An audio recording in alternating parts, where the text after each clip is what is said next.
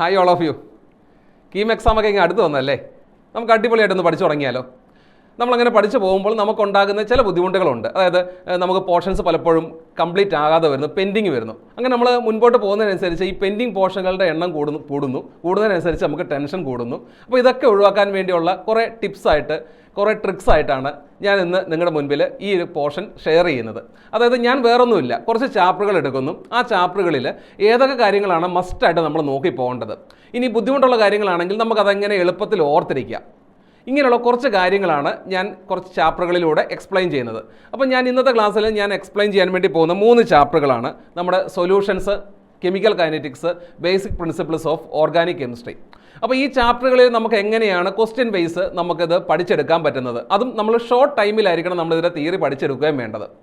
അപ്പോൾ ഈ പ്രത്യേകതകളാണ് ഞാൻ നിങ്ങളായിട്ട് ഷെയർ ചെയ്യുന്നത്. അപ്പോൾ ഈ 3 ചാപ്റ്ററുകളുടെ പ്രത്യേകതകൾ എന്താണെന്ന് ചോദിച്ചിട്ടുണ്ടെങ്കിൽ, നമ്മൾ കഴിഞ്ഞ വർഷം അതായത് 2024 പല സ്ലോട്ടുകളായിട്ടാണ് എക്സാം നടന്നത്, കീം എക്സാം നടന്നത് എന്നുള്ളത് നമുക്കറിയാം. ഓൺലൈനായിട്ടായിരുന്നു. ഇങ്ങനെ ഈ 5 സ്ലോട്ടുകളിൽ നമ്മൾ നടന്നതിൽ നിന്ന് നമുക്ക് ഈ ഓരോ ചാപ്റ്ററുകളിലുമുള്ള ക്വസ്റ്റ്യനുകളുടെ എണ്ണം എന്നൊന്ന് അനാലിസിസ് നടത്തി നോക്കുവാണെങ്കിൽ നമുക്ക് ഈ 3 ചാപ്റ്ററുകളും ഏകദേശം ഇമ്പോർട്ടൻറ്റ് ചാപ്റ്ററുകളായിട്ട് വേണം നമ്മളിതിനെ കൺസിഡർ ചെയ്യാൻ വേണ്ടി. കാരണം നിങ്ങൾ തന്നെ നോക്കിക്കേ, സ്ക്രീൻ നോക്കിക്കേ, നമുക്കതിൽ ഉള്ള ക്വസ്റ്റ്യനുകളുടെ എണ്ണം നിങ്ങൾ നോക്കിക്കേ. എല്ലാ സ്ലോട്ടുകളിലും തന്നെ 2 ക്വസ്റ്റ്യൻസ് വെച്ച് ഉള്ള ചാപ്റ്ററുകളാണ് ഈ 3 എണ്ണവും: solutions, chemical kinetics, basic principles of organic chemistry. അപ്പോൾ ആ ഒരു ഇമ്പോർട്ടൻസ് എന്ന് പറഞ്ഞാൽ നമ്മൾ പഠിച്ചു കഴിഞ്ഞിട്ടുണ്ടെങ്കിൽ നമ്മളെ ഒരു കാരണവശാലും നിരാശപ്പെടുത്താത്ത ചാപ്റ്ററാണ് ഈ 3 ആൾക്കാർ. അപ്പോൾ ഈ 3 ചാപ്റ്ററുകളിലേക്ക് നമുക്ക് പോകാം. ആദ്യം നമുക്ക് കെമിക്കൽ കൈനറ്റിക്സിലേക്ക് നമുക്ക് പോകാം. ഈ കെമിക്കൽ കൈനറ്റിക്സ് നമ്മൾ നോക്കുവാണെങ്കിൽ പൊതുവേ 4 അല്ലെങ്കിൽ 3 എന്ന് പറയാം നമുക്ക് ഇമ്പോർട്ടൻ്റ് ആയിട്ടുള്ള ഏരിയ വരുന്നത്. ഒന്ന് റേറ്റ് ആയിട്ട് ബന്ധപ്പെട്ട്, ഈ ഡിഫറൻഷ്യൽ റേറ്റ് ആയിട്ട് ബന്ധപ്പെട്ട് ക്വസ്റ്റ്യൻസ് വരുന്നൊരു പാർട്ട്. രണ്ടാമത്തെ പാർട്ട് എന്ന് പറയുന്നത് നമുക്കതിൻ്റെ മോളിക്കുലാരിറ്റി, ഓർഡർ, റേറ്റ് ലോ എക്സ്പ്രഷനായിട്ട് ബന്ധപ്പെടുന്നത്.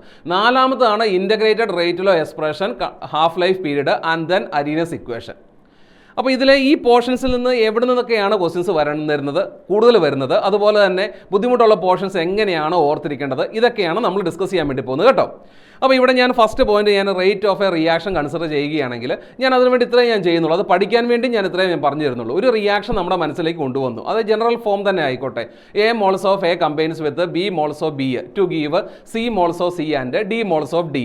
അപ്പോൾ ആ ജനറൽ ഇക്വേഷനിൽ ജനറൽ ഇക്വേഷനിൽ റേറ്റ് നമ്മളോട് ചോദിച്ചിട്ടുണ്ടെങ്കിൽ ഇത്രയും മാത്രം നിങ്ങൾ ചെയ്ത് വെച്ചാൽ മതി. Change in concentration by change in ടൈമിനെ ഉപയോഗിച്ച് മൾട്ടിപ്ലൈ ചെയ്തോണം? സ്റ്റോഷിയോമെട്രിക് കോയിഫിഷ്യൻറ്റിൻ്റെ റെസിപ്രോക്കൽ ഉപയോഗിച്ച് മൾട്ടിപ്ലൈ ചെയ്ത് വെച്ചാൽ മതി. അപ്പോൾ ഇവിടെ സ്റ്റോഷിയോമെട്രിക് കോയിഫിഷ്യൻ ഞാൻ എടുത്തിരിക്കുന്നത് എ, ബി, സി, ഡി. അപ്പം D A by D T, change in concentration of A divided by change in ടൈമിനെ ഉപയോഗിച്ച് മൾട്ടിപ്ലൈ ചെയ്യുന്നു? എയുടെ stoichiometric coefficient small letter A ആണ്, 1/a ഉപയോഗിച്ച് മൾട്ടിപ്ലൈ ചെയ്യുന്നു. ബിയുടെ കേസിലും അതേപോലെ, സിയുടെയും ഡിയുടെയും കേസിൽ അതേപോലെ തന്നെ. റിയാക്റ്റൻ്റ് ആണെങ്കിൽ സൈൻ നമ്മൾ മൈനസ് കൊടുക്കണം, പ്രൊഡക്റ്റ് ആണെങ്കിൽ സൈൻ എന്ത് കൊടുത്തോണം? പ്ലസ് കൊടുത്തോണം. അങ്ങനെയാണെങ്കിൽ ഈ കോൺസെപ്റ്റിൽ നിന്ന് അടുത്തത് റേറ്റിൽ നിന്ന് റേറ്റ് ഓഫ് ഡിസപ്പിയറൻസ് ആൻഡ് അപ്പിയറൻസിലേക്ക് പോവുകയാണെങ്കിൽ അവിടെ വരുത്തേണ്ട മാറ്റം ഇതാണ്. ക്വസ്റ്റ്യനിൽ just divide change in concentration by change in time. ഒരു കാരണവശാലും എന്ത് ചെയ്തേക്കരുത്? സ്റ്റോഷിയോമെട്രിക് കോയിഫിഷ്യൻറ്റിൻ്റെ റെസിപ്രോക്കൽ ഉപയോഗിച്ച് മൾട്ടിപ്ലൈ ചെയ്യേണ്ട ആവശ്യമില്ല. എപ്പോഴാണ്? റേറ്റ് ഓഫ് ഡിസപ്പിയറൻസ് അല്ലെങ്കിൽ റേറ്റ് ഓഫ് അപ്പിയറൻസ് നമ്മളോട് കണ്ടുപിടിക്കാൻ വേണ്ടി ചോദിക്കുമ്പോൾ. ഓക്കെ, ഇനി relationship between rate of disappearance and appearance എന്ന ക്വസ്റ്റ്യൻ ആണ് നമുക്ക് മുൻപിലുള്ളതെങ്കിൽ, അതായത് പ്രത്യേകം നിങ്ങൾ ഞാൻ പറയുന്നത് ശ്രദ്ധിച്ചോണം. നമുക്ക് റേറ്റ് ഓഫ് ഡിസപ്പിയറൻസ് നമുക്ക് തന്നിട്ടുണ്ട്, എന്നിട്ട് അടുത്ത ആളുടെ റേറ്റ് ഓഫ് അപ്പിയറൻസ് കണ്ടുപിടിക്കാൻ ചോദിക്കുക, അല്ലെങ്കിൽ അടുത്ത റിയാക്ടന്റിന്റെ റേറ്റ് ഓഫ് ഡിസപ്പിയറൻസ് കണ്ടുപിടിക്കാൻ ചോദിക്കുക. ഇങ്ങനെ റിലേഷൻഷിപ്പിനെ ബേസ് ചെയ്തിട്ട് വരുന്ന ക്വസ്റ്റ്യൻ ആണെങ്കിൽ ആ റേറ്റ് ഓഫ് ഡിസപ്പിയറൻസോ റേറ്റ് ഓഫ് അപ്പിയറൻസോ തമ്മിലുള്ള റിലേഷൻഷിപ്പ് കണ്ടുപിടിക്കാൻ വേണ്ടി ആദ്യം നിങ്ങൾ അവിടെ എന്ത് ചെയ്തോണം? റേറ്റ് എഴുതി നോക്കിക്കോണം. ആ റേറ്റിലുണ്ട് റേറ്റ് ഓഫ് ഡിസപ്പിയറൻസും റേറ്റ് ഓഫ് അപ്പിയറൻസും തമ്മിലുള്ള റിലേഷൻഷിപ്പ്. ഓക്കെ, അപ്പോൾ ഈ 3 കാര്യങ്ങളാണ് ആദ്യത്തെ പാർട്ടിൽ നിങ്ങൾ ഓർത്ത് വെക്കേണ്ടത്.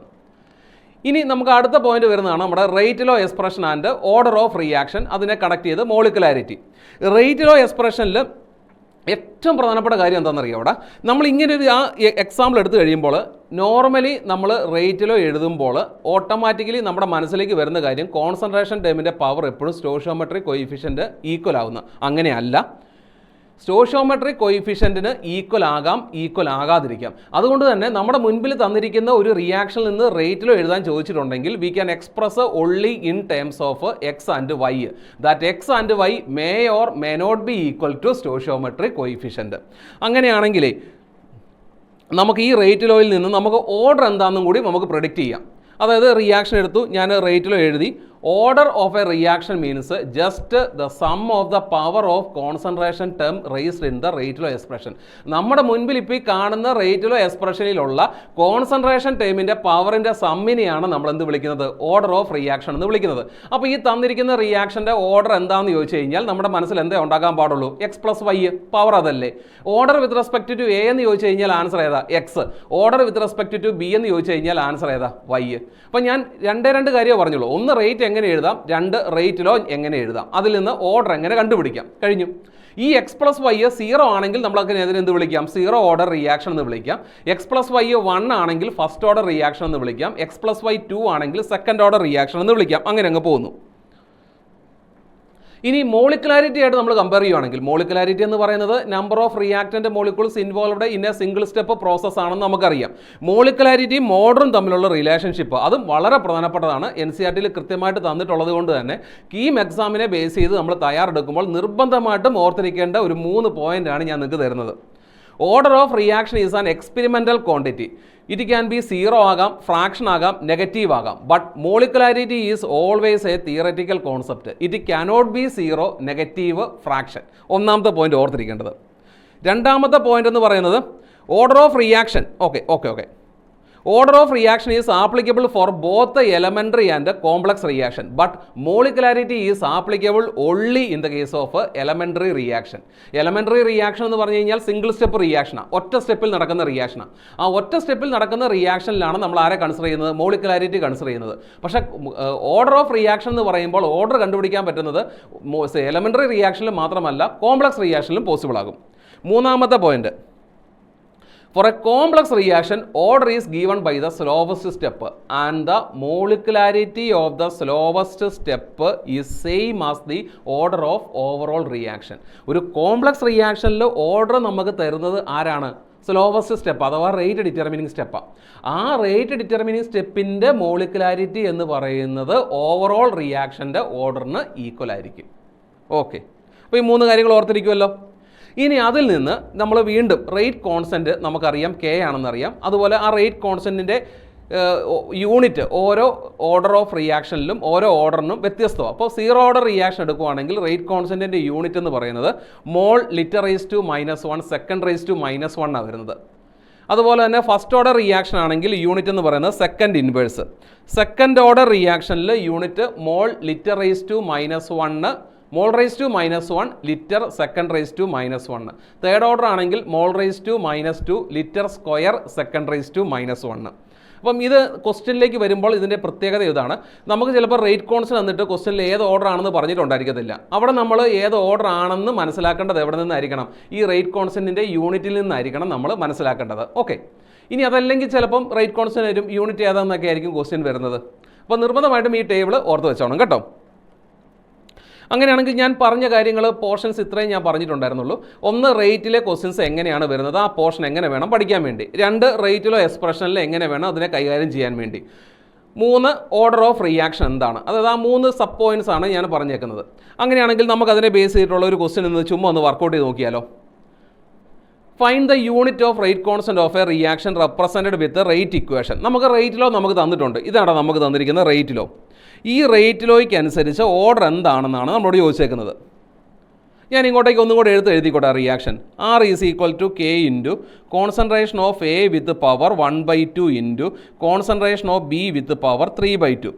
ഓർഡർ ഓഫ് റിയാക്ഷൻ എന്താണെന്ന് നമുക്കറിയാമല്ലോ. എക്സ് പ്ലസ് വൈനെയാണ് നമ്മൾ എന്ത് വിളിക്കുന്നത്? ഓർഡർ ഓഫ് റിയാക്ഷൻ എന്ന് വിളിക്കുന്നത്. അപ്പോൾ ഇവിടെ എക്സ് പ്ലസ് വൈ എന്ന് പറയുന്നത് എന്താണെന്നാണ് ഞാൻ ചോദിച്ചത്. 1/2 പ്ലസ് 3/2 അല്ലേ? 1/2 പ്ലസ് 3/2 എന്ന് പറയുന്നത് 2 ആണെന്ന് നമുക്കറിയാം. സെക്കൻഡ് ഓർഡർ റിയാക്ഷനാണ്. സെക്കൻഡ് ഓർഡർ റിയാക്ഷനിൽ റേറ്റ് കോൺസ്റ്റന്റിൻ്റെ യൂണിറ്റ് എന്താ? ഞാൻ നേരത്തെ പറഞ്ഞ ആ ഒരു ടൈപ്പ് ഓഫ് ക്വസ്റ്റ്യന് ഓർഡർ തന്നിട്ടുണ്ട്. റേറ്റ് കോൺസ്റ്റന്റിൻ്റെ യൂണിറ്റ് എന്ന് പറയുന്നത് mole raise to -1 litre second raise to -1 അല്ലേ? കാരണം സെക്കൻഡ് ഓർഡർ റിയാക്ഷൻ ആണല്ലോ. ഓക്കെ, പിന്നെയുള്ളത് നമ്മുടെ ഇൻ്റഗ്രേറ്റഡ് റേറ്റിലോ എക്സ്പ്രഷനാണ്. അടുത്തത് നമ്മൾ ശ്രദ്ധിക്കേണ്ട പ്രധാനപ്പെട്ട കാര്യം. അതിൽ 2 ഓർഡറാണ് നിർബന്ധമായിട്ട് പഠിച്ചു വെക്കേണ്ടത്, 0 ഓർഡർ റിയാക്ഷനും ഫസ്റ്റ് ഓർഡർ റിയാക്ഷനും. For a 0 order reaction the rate integrated rate law can be expressed as rate constant K is equal to R0 - R divided by T. R0 എന്ന് പറയുന്നത് നമ്മുടെ ഇനിഷ്യൽ കോൺസെൻട്രേഷൻ ആണ്. അതായത് ഒരു റിയാക്ഷൻ തുടങ്ങുന്നതിന് മുൻപുള്ള കോൺസെൻട്രേഷനെയാണ് നമ്മൾ ഇനിഷ്യൽ കോൺസെൻട്രേഷൻ എന്ന് പറയുന്നത്. R എന്ന് പറയുന്നത് ഫൈനൽ കോൺസെൻട്രേഷനാണ്. അതായത് റിയാക്ഷൻ കഴിഞ്ഞതിന് ശേഷമുള്ള റിയാക്റ്റൻറ്റിൻ്റെ കോൺസെൻട്രേഷൻ അല്ലെങ്കിൽ ഒരു പർട്ടിക്കുലർ ടൈമിലുള്ള റിയാക്റ്റൻറ്റിൻ്റെ കോൺസെൻട്രേഷനെയാണ് നമ്മൾ ഫൈനൽ കോൺസെൻട്രേഷൻ അല്ലെങ്കിൽ R എന്ന് നമ്മൾ പറയുന്നത്. ഓക്കെ, ഇനി ഇത് നമ്മൾ ഗ്രാഫിക്കലി നമ്മളിതിനെ റെപ്രസെൻറ്റ് ചെയ്യുകയാണെങ്കിൽ നിങ്ങൾ ശ്രദ്ധിച്ചോണേ, ഗ്രാഫിക്കലി നമ്മൾ റെപ്രസെൻറ്റ് ചെയ്യുകയാണെങ്കിൽ R versus T is linear negative slope non zero intercept. നിങ്ങൾ ഗ്രാഫ് കാണുന്നുണ്ടോ? R versus T is linear ആണ്, നെഗറ്റീവ് സ്ലോപ്പാണ്. ഗ്രാഫ് നിങ്ങൾ നോക്കിക്കേ, ലീനിയർ ആണ്, നെഗറ്റീവ് സ്ലോപ്പാണ്, കാരണം താഴേക്കല്ലേ പോകുന്നത്, നോൺ സീറോ ഇൻ്റർസെപ്റ്റ്. ഈ രണ്ട് കാര്യങ്ങൾ നിർബന്ധമായിട്ടും സീറോ ഓർഡർ റിയാക്ഷനിൽ ഓർത്തിരിക്കുന്നോണം. ഇനി ഇതേപോലെ ഫസ്റ്റ് ഓർഡർ റിയാക്ഷൻ ആണെങ്കിൽ അവിടെയുണ്ട് നമ്മുടെ ഇൻ്റഗ്രേറ്റഡ് റേറ്റിലെ expression. Rate constant K is equal to R0 minus rate constant K is equal to 2.303 divided by T into log R0/R. Already R0യും R എന്താണെന്ന് അറിയാം. ഇതിനെ നമ്മൾ ഗ്രാഫിക്കലി റെപ്രസെൻറ്റ് ചെയ്യുമ്പോഴുണ്ടല്ലോ സെയിം ടൈപ്പ് ഗ്രാഫ് തന്നെ നമുക്ക് കിട്ടുന്നത്. ലീനിയർ ആണ്, നെഗറ്റീവ് സ്ലോപ്പാണ്, നോൺ സീറോ ഇൻ്റർസെപ്റ്റ് ആണ്. പക്ഷേ പ്ലോട്ട് ചെയ്യുന്നത് ആര് തമ്മിലാണ്? സീറോ ഓർഡർ റിയാക്ഷനിൽ R വേഴ്സസ് T ആണെങ്കിൽ ഇവിടെ പ്ലോട്ട് ചെയ്യുന്നത് എങ്ങനെയാണ് നിങ്ങൾ നോക്കിക്കേ, ലോഗ് R വേഴ്സസ് T ആണ് പ്ലോട്ട് ചെയ്യുന്നത്. ബാക്കി ആ ഗ്രാഫിൻ്റെ നേച്ചർ എല്ലാം കറക്റ്റ് തന്നെയാണ്, പക്ഷേ ആ പ്ലോട്ട് ചെയ്യുന്നതാണ് വ്യത്യാസം വന്നിരിക്കുന്നത്. ഇനി മറ്റൊരു പ്രധാനപ്പെട്ട ഇക്വേഷൻ അവിടെ ഓർത്ത് വെക്കേണ്ടത്, if R1 and R2 are concentration of reactant at two different time, then the rate constant can be expressed for a first order reaction as 2.303 divided by T2 minus T1 into log R1 divided by concentration R1 by R2, അല്ലെങ്കിൽ rate R1 by R2 എന്ന് നമുക്ക് consider ചെയ്യാം. അപ്പോൾ ഈ equation ഓർത്തിരിക്കണം, രണ്ട് different ടൈമിലുള്ള റിയാക്റ്റൻറ്റിൻ്റെ concentration തന്നാലും അല്ലെങ്കിൽ രണ്ട് ഡിഫറൻറ്റ് ടൈമിലുള്ള നോക്കിക്കേട്ട റേറ്റ് നമുക്ക് തന്നിട്ടുണ്ടെങ്കിലും റേറ്റ് കോൺസ്റ്റൻറ്റ് കണ്ടുപിടിക്കാൻ വേണ്ടി ഈ ഇക്വേഷൻ ആയിരിക്കണം ഉപയോഗിക്കേണ്ടത്. ഓക്കെ, പിന്നെ പ്രധാനപ്പെട്ട ഒരു പോയിൻ്റാണ് നമ്മുടെ half life period, T half, denoted as T half. Half life period is the time required to reduce the concentration of reactant to half of their initial concentration. അതായത് നമുക്ക് തന്നിരിക്കുന്ന റിയാക്റ്റൻറ്റിൻ്റെ കോൺസെൻട്രേഷൻ അതിൻ്റെ നേരെ പകുതിയായി മാറാൻ വേണ്ടി എടുക്കുന്ന സമയമാണ് T ഹാഫ്. നിങ്ങൾക്ക് ഞാനൊരു 100 ഗ്രാം റിയാക്റ്റൻറ്റ് തരുന്നു, അത് 50 ഗ്രാമായിട്ട് മാറാൻ വേണ്ടി എടുക്കുന്ന സമയം, അല്ലെങ്കിൽ 50 ഗ്രാം തന്നു, അത് അതിൻ്റെ പകുതി 25 ഗ്രാമായിട്ട് മാറാൻ വേണ്ടി എടുക്കുന്ന സമയം, അല്ലെങ്കിൽ 25 ഗ്രാം അതിൻ്റെ പകുതി 12.5 ഗ്രാമായിട്ട് മാറാൻ വേണ്ടി എടുക്കുന്ന സമയം, അല്ലെങ്കിൽ അത് അതിൻ്റെ പകുതി 6.25 ഗ്രാമായിട്ട് മാറാൻ വേണ്ടി എടുക്കുന്ന സമയം. ഇങ്ങനെ നേരെ പകുതിയായിട്ട് മാറാൻ വേണ്ടി എടുക്കുന്ന സമയത്തെ ആയിരിക്കണം നിങ്ങൾ എന്തായിട്ട് കൺസിഡർ ചെയ്യേണ്ടത്, T ഹാഫ് ആയിട്ട് കൺസിഡർ ചെയ്യേണ്ടത്. ഇതൊരു സീറോ ഓർഡർ റിയാക്ഷനിലാണ് വരുന്നതെങ്കിൽ ഇവൻ്റെ ഇക്വേഷൻ നമ്മൾ കാണാതെ ഓർത്ത് വെച്ചേക്കണം, T half is equal to R0 divided by 2K. നേരെ മറിച്ച് ഇതൊരു ഫസ്റ്റ് ഓർഡർ റിയാക്ഷനിലാണ് വരുന്നതെങ്കിൽ T half is equal to 0.693 divided by K. ഇവിടെ തന്നെ നിങ്ങൾ നോക്കിക്കേ, അങ്ങനെയാണെങ്കിൽ ഈ രണ്ട് ഇക്വേഷനിൽ T ഹാഫും ഇനിഷ്യൽ കോൺസെൻട്രേഷനും തമ്മിലുള്ള റിലേഷൻഷിപ്പ് എന്താ? ഒന്നാമത്തെ ഇക്വേഷനിൽ കണ്ണടച്ച് പറയാം, സാറേ അവിടെ T half directly proportional to initial concentration ആണെന്ന് പറയാം, സംശയമില്ലല്ലോ. പക്ഷേ രണ്ടാമത്തെ ഇക്വേഷനിൽ ഫസ്റ്റ് ഓർഡറിൽ നിങ്ങൾ നോക്കിക്കേ, എന്താ റിലേഷൻഷിപ്പ്? റിലേഷൻ ഇല്ല, R0യുടെ ടേം ഇല്ല എന്ന് പറഞ്ഞു കഴിഞ്ഞാൽ നമ്മുടെ മറുപടി എന്തായിരിക്കണം? T half independent of initial concentration.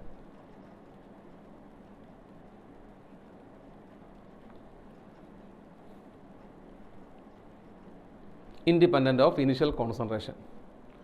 Okay,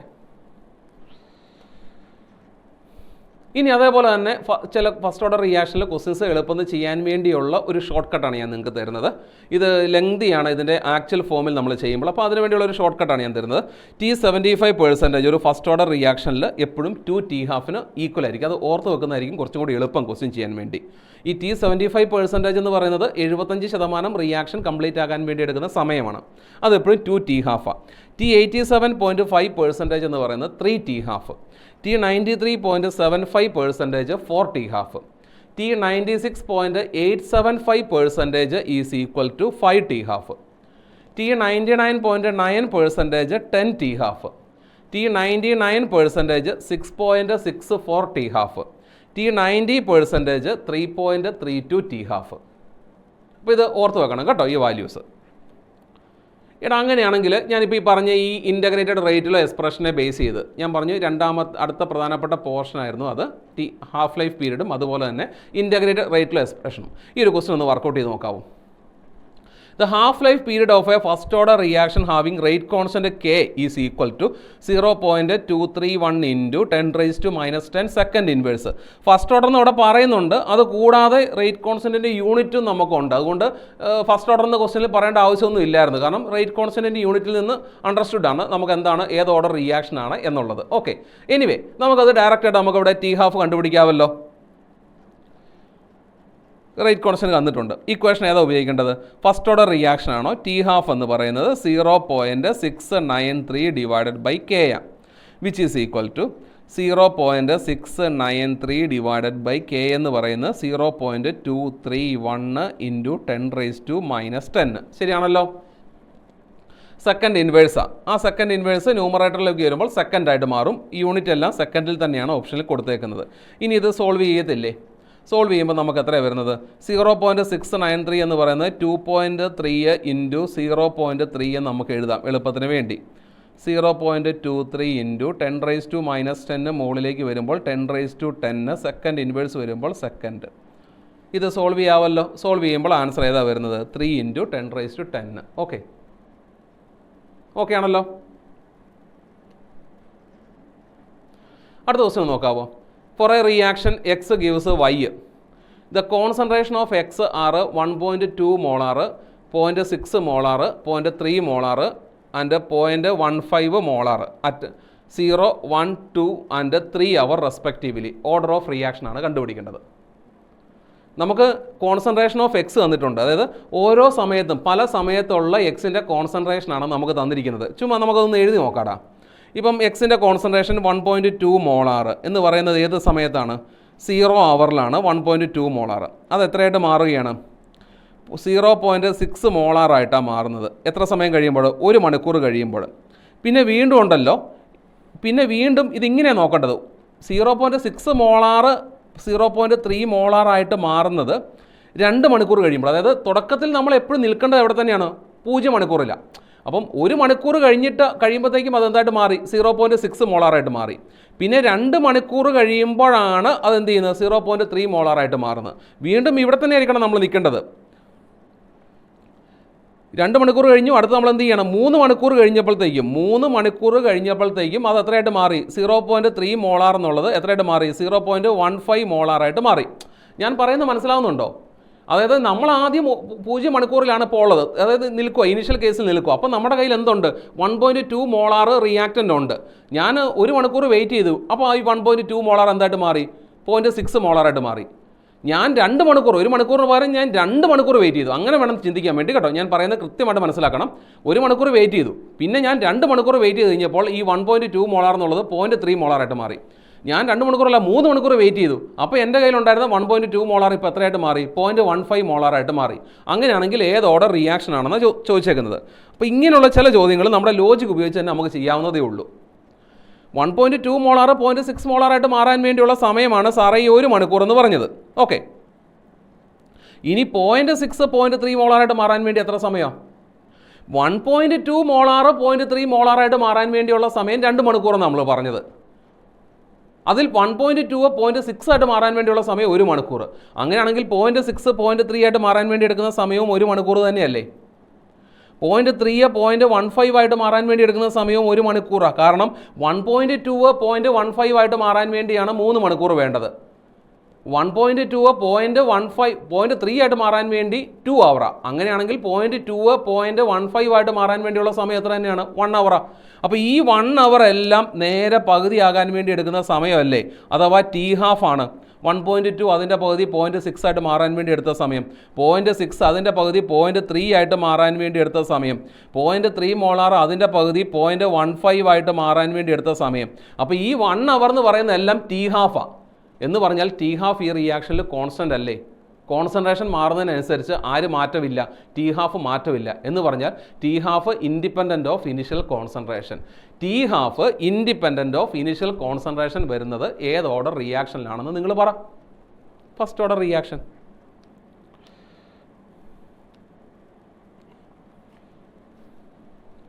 പിടികിട്ടിയ ഞാൻ പറഞ്ഞത്? ഓക്കെ, ഇനി നമുക്ക് അടുത്ത് ഡിസ്കസ് ചെയ്യാനുള്ളത് നമ്മുടെ അരീനിയസ് ഇക്വേഷൻ ആണ്. ആ ഇക്വേഷൻ കൃത്യമായിട്ട് ഓർത്തിരിക്കുക. K is equal to A into E raise to minus EA/RT. അവിടെ ആക്ടിവേഷൻ എനർജി 0യും T ഇൻഫിനിറ്റിയും വരുമ്പോഴുള്ള കേസ് ഓർത്തിരിക്കുക. രണ്ട് കേസിലും K എന്ന് പറയുന്നത് റേറ്റ് കോൺസ്റ്റൻറ്റിന് ഈക്വൽ ആയിരിക്കും. Okay. Logarithmic form of Arrhenius equation log K is equal to log A minus EA divided by 2.303 RT. Graph ഓർക്കുക, log K versus 1/T linear ആണ്, നെഗറ്റീവ് സ്ലോപ്പാണ്. അതുപോലെ തന്നെ രണ്ട് ഡിഫറെൻറ്റ് ടെമ്പറേച്ചറിലുള്ള റേറ്റ് കോൺസ്റ്റൻറ്റ് നമുക്ക് തന്നിട്ടുണ്ടെങ്കിൽ K1 and K2 are rate constant at 2 different temperature, then Arrhenius equation can be expressed as log K2 divided by K1 is equal to EA divided by 2.303 R into T2 minus T1 divided by T1 T2. ആ equation പ്രത്യേകം ഒന്ന് ഓർത്ത് വെച്ചേക്കണം. ഇതാണ് ഈ chemical കൈനറ്റിക്സിൽ ഉള്ളത്. ഞാൻ നേരത്തെ പറഞ്ഞതുപോലെ 3 അല്ലെങ്കിൽ 4 പോർഷൻസ് ആണുള്ളത്. ഒന്ന് റേറ്റ് ആയിട്ട് ബന്ധപ്പെട്ട കാര്യം, 2 റേറ്റിലോ expression molecularity order, 3 integrated റേറ്റിലോ expression, അതിൻ്റെ കൂടെ അരീനിയസ് ഇക്വേഷൻ. ഓക്കെ, അപ്പോൾ ഇത് സെറ്റാക്കാവല്ലോ. ഇനി നമുക്ക് സൊല്യൂഷൻസിലേക്ക് പോകാം. സൊല്യൂഷൻസും ഇതേപോലെ തന്നെ പെട്ടെന്ന് നമുക്ക് പഠിച്ചെടുക്കാവുന്ന ചാപ്റ്ററാണ്. അതായത് ആകെ ഓർത്ത് വെക്കേണ്ടത് method to express concentration of solution, Henry's law and Raoult's law, രണ്ടാമത്തെ പോയിന്റ്. മൂന്നാമത്തെ പോയിന്റ് നമ്മുടെ കൊളിഗേറ്റീവ് പ്രോപ്പർട്ടി. നാലാമത്തെ പോയിന്റ് വാൻ ഹോഫ് ഫാക്ടർ. ഇങ്ങനെ 4 കാര്യങ്ങളേ ഉള്ളൂ. അപ്പോൾ ഇതിൽ നമുക്ക് ആദ്യം method to express concentration of സൊല്യൂഷനിലേക്ക് പോകാം. അതിൽ ഓർക്കേണ്ടത് molarity capital M, number of moles dissolved per litre ആണ്, ഫോർമുല ഓർത്ത് വെക്കുക. അതുപോലെ തന്നെ molality number of moles dissolved in 1 kilogram of solvent ആണ്, ഫോർമുല ഓർത്ത് വെക്കുക. അതുപോലെ തന്നെ mass percentage mass of solute in 100 gram of solution, formula ഓർത്ത് വെക്കുക. Mass of solute divided by mass of solution into 100. Mass by volume percentage, mass of solute present in 100 ml of solution, formula mass of solute divided by mass of solution into 100. അതായത് ആ concentration മെത്തേഡിൽ ആ ഫോർമുലകൾ മാത്രം ഒന്ന് ഓർത്ത് വെച്ചാൽ മതി. പിന്നെ നമ്മൾ പ്രധാനപ്പെട്ടതാണ് നമ്മുടെ ഹെൻറീസ് ലോ, പിന്നെ റൗൾസ് ലോയും. ഹെൻറീസ് ലോയിൽ കൂടുതലൊന്നും നമ്മൾ ഓർക്കേണ്ട, ആ മാത്തമാറ്റിക്കൽ ഇക്വേഷനാണ് അതിൻ്റെ ബേസ് എന്ന് പറയുന്നത്. Pressure of gas above the solution is directly proportional to mole fraction of gas present in the solution. P, pressure of gas above the solution directly proportional to mole fraction of that gas or mall fraction of component present in solution. Okay, അതിൽ നിന്ന് നമ്മൾ ഈ KH എന്ന് പറയുന്ന Henry's law constant എന്നറിയാം. അപ്പം നമുക്ക് ഈ ഗ്രാഫ് നമ്മൾ പ്ലോട്ട് ചെയ്യുകയാണെങ്കിൽ, അല്ലെങ്കിൽ നമ്മൾക്ക് ഹെൻറീസ് ലോവിനെ ബേസ് ചെയ്ത് നമ്മളൊരു ഗ്രാഫ് പ്ലോട്ട് ചെയ്യുക. ഹെൻറീസ് ലോ ഇക്വേഷൻ എന്ന് പറയുന്നത് എന്തായിരുന്നു, അല്ലെങ്കിൽ Henry's equation P is equal to KH into chi ആണല്ലോ. KH കോൺസ്റ്റൻ്റ് ആയതുകൊണ്ട് pressure is directly proportional to mole fraction of ഗ്യാസാണ്. അതുകൊണ്ട് ഞാൻ Y ആക്സിസിൽ പ്രഷർ ഓഫ് ഗ്യാസും എടുത്തു, X ആക്സിസിൽ മോൾ ഫ്രാക്ഷനും എടുത്തിട്ടുണ്ടെങ്കിൽ തീർച്ചയായിട്ടും കിട്ടുന്നത് straight line passing through the origin ആയിരിക്കും. കാരണം Y is equal to mx plus C ആണ്. C എന്ന് പറയുന്നത് 0 ആയതുകൊണ്ട് ഒറിജിനിൽ കൂടി പാസ് ചെയ്യുന്ന സ്ട്രെയിറ്റ് ലൈൻ ആയിരിക്കണം നമുക്ക് കിട്ടുന്നത്. അങ്ങനെയാണെങ്കിൽ സ്ലോപ്പ് എന്ന് പറയുന്നത് എന്താ? Y is equal to mx plus C form. അപ്പോൾ നിർബന്ധമായിട്ടും ഈ ഗ്രാഫിൻ്റെ സ്ലോപ്പ് എന്ന് പറയുന്നത് ആരായിരിക്കും? Slope is equal to KH. പ്രത്യേകം ഓർത്തോണം, ക്വസ്റ്റ്യനിൽ സ്ലോപ്പ് തന്നിട്ടുണ്ടെങ്കിൽ അത് തന്നിരിക്കുന്ന ആരാണ്? Henry's law constant. അപ്പം ഹെൻറീസ് ലോ കോൺസ്റ്റൻറ്റ് എന്താണെന്ന് പഠിച്ചു, അതിനെ ബേസ് ചെയ്തിട്ടുള്ള ഗ്രാഫ് എന്താണെന്ന് നമ്മൾ മനസ്സിലാക്കി. മൂന്നാമത് നമ്മൾ ഓർത്തിരിക്കേണ്ടത് ഈ ഹെൻറീസ് ലോ കോൺസ്റ്റൻറ്റിൻ്റെ പ്രത്യേകതകളാണ്. 3 പോയിന്റുകളുണ്ട്. Henry's law constant KH is depend on nature of gas, only depend on nature of gas. അതായത് ഗ്യാസ് മാറുന്നതിനനുസരിച്ച്, സോൾവെൻറ്റിൽ ഡിസോൾവ് ചെയ്യുന്ന ഗ്യാസ് മാറുന്നതിനനുസരിച്ച് ഹെൻറീസ് ലോ കോൺസ്റ്റൻറ്റിൻ്റെ വാല്യൂ എന്ത് ചെയ്തുകൊണ്ടിരിക്കും? മാറിക്കൊണ്ടിരിക്കും. രണ്ടാമത്തെ point, higher the value of Henry's law constant KH, lower will be the solubility. Or Henry's law constant KH is inversely proportional to solubility. Henry's law constant കൂടുതലാണെങ്കിൽ solubility എന്തായിരിക്കും? കുറവായിരിക്കും. The value of KH, Henry's law constant, increases with increase in temperature. Therefore, solubility decreases with the increase in temperature. KH value ടെമ്പറേച്ചറിന് directly proportional അല്ല, പക്ഷേ temperature is inversely proportional to solubility. Okay, അപ്പോൾ ഇത് ഓർത്തിരിക്കുക. മൂന്നാമതായിട്ട് ഇനി നാലാമതായിട്ട് നമുക്ക് ഡിസ്കസ് ചെയ്യേണ്ടത് റൗൾസ് ലോയിനെ ബേസ് ചെയ്തിട്ടുള്ള കാര്യമാണ്. റൗൾസ് ലോയിനെ ബേസ് ചെയ്ത് നമുക്ക് ഡിഫറെൻറ്റ് ടൈപ്പ് ഓഫ് സൊല്യൂഷൻസിലേക്ക് നമുക്ക് പോകാം. റൗൾസ് ലോ ഒബേ ചെയ്യുന്ന, റൗൾസ് ലോ എന്ന് പറഞ്ഞിട്ടുണ്ടെങ്കിൽ വേറൊന്നുമില്ല, total pressure is equal to P0 A into chi A plus P0 B into chi B. ഈ റൗൾസ് ലോ ഒബേ ചെയ്യുന്ന ലിക്വിഡ് സൊല്യൂഷനുകളെയാണ് നമ്മൾ ഐഡിയൽ സൊല്യൂഷൻ എന്ന് പറയുന്നത്. ഇപ്പോൾ റൗൾസ് ലോ എന്ന് പറഞ്ഞു കഴിഞ്ഞാൽ അഡീഷണൽ ആയിട്ട് നിങ്ങളൊന്നും പഠിക്കേണ്ട, ഈ മാത്തമാറ്റിക്കൽ ഇക്വേഷൻ മാത്രമേ ഓർത്തിരിക്കാവുള്ളൂ. അപ്പോൾ ഈ റൗൾസ് ലോ ഒബേ ചെയ്യുന്ന ലിക്വിഡ് സൊല്യൂഷനുകളെയാണ് നമ്മൾ എന്ത് വിളിക്കുന്നത്? ഐഡിയൽ സൊല്യൂഷൻ എന്ന് പറയുന്നത്. Solution which obey Raoult's law for entire range of concentration. പിന്നെയാണ് പ്രത്യേകത, in this solution the magnitude of interaction between A and B or A B interaction is almost same as that of A interaction and B interaction.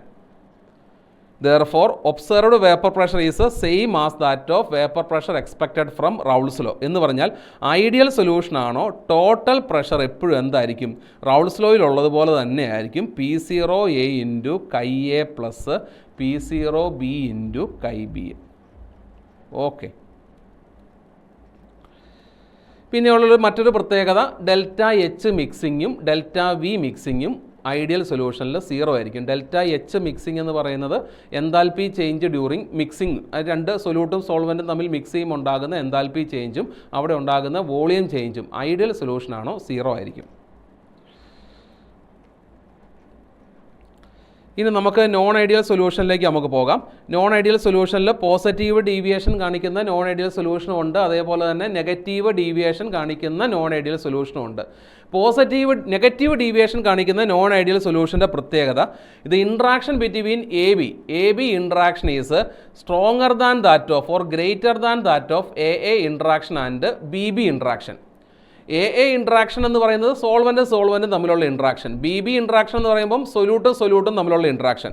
അവിടെ non ideal solution negative deviation കാണിക്കുവാണെങ്കിൽ A B interaction is greater than that of magnitude of A B interaction is stronger or greater than that of A interaction and B interaction. അതുകൊണ്ട് തന്നെ vapour ഫേസിലേക്ക് പോകുന്ന മോളിക്യൂളുകളുടെ എണ്ണം കുറവായിരിക്കും, അഥവാ observed vapour pressure എപ്പോഴും റൗൾസ് ലോയിൽ നിന്ന് പ്രതീക്ഷിക്കുന്ന വേപ്പർ പ്രഷറിനേക്കാളും കുറവായിരിക്കും.